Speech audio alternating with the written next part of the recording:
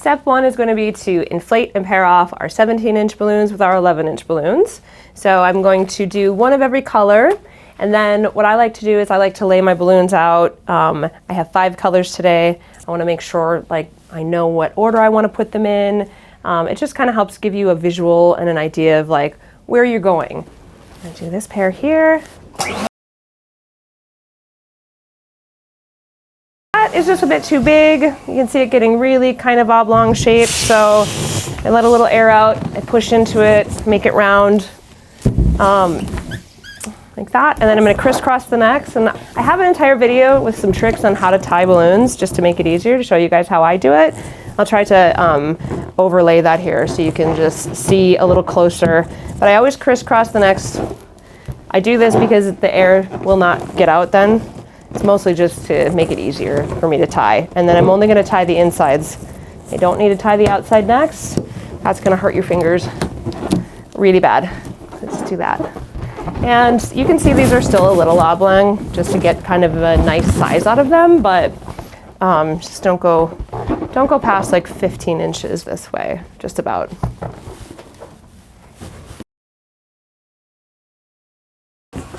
And the single layered ones they will take a little more air, and they will actually be just a little bit bigger because they're squishier. It's just the way they are. The double layered ones are stiffer, which is kind of why I like to combine the two again. They sort of meld together really well. So same process, just gonna crisscross the necks, twist them around each other like that, tie them off.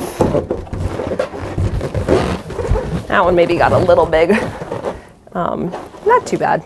And again, you're just kind of pushing into it like so to make it as round as you can. If you push the double layered balloons too big and you're gonna have them outside, or if you're gonna move them around, they are more likely to have the outside balloon pop if they are way over inflated, so be really careful as far as that goes. So that, way too big.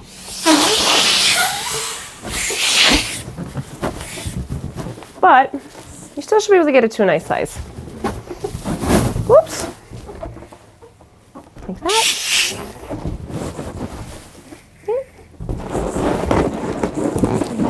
Again, same thing with inflating my 11s. This actually isn't too bad, but I'm going to squish them so that they're round. See? Like that.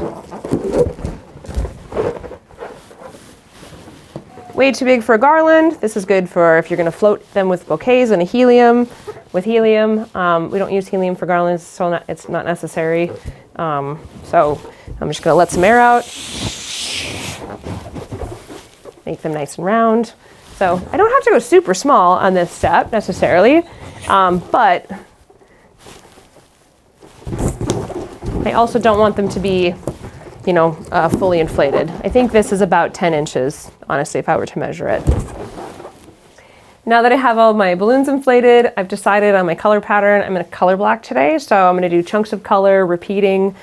This is a mixed pattern, so if you want all of your colors intermixed with each other, you would just pair them differently at the beginning. So if you are doing a color mix, just make sure that you're consistently doing like all of your pairs are going to be the orange and green, and all of your pairs are dark green and blue.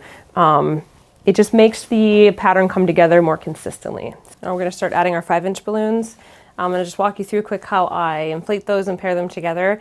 I would not wait until the day of your party to inflate your 5-inch balloons because for some reason it just seems to be the most time-consuming and tedious step. So inflate them and pair them all off. Don't add them until it's hanging. Just going to make it easier to arrange everything. Again, really important on the little ones, tiny little fists. Don't inflate them super big. They start to not fit together very well and they look a little funny when they're too big. So if this is borderline too big in my opinion, I just personally don't like them to be that like long. That's a personal preference. I like them to be more squat and round. You definitely do not want them to look like this.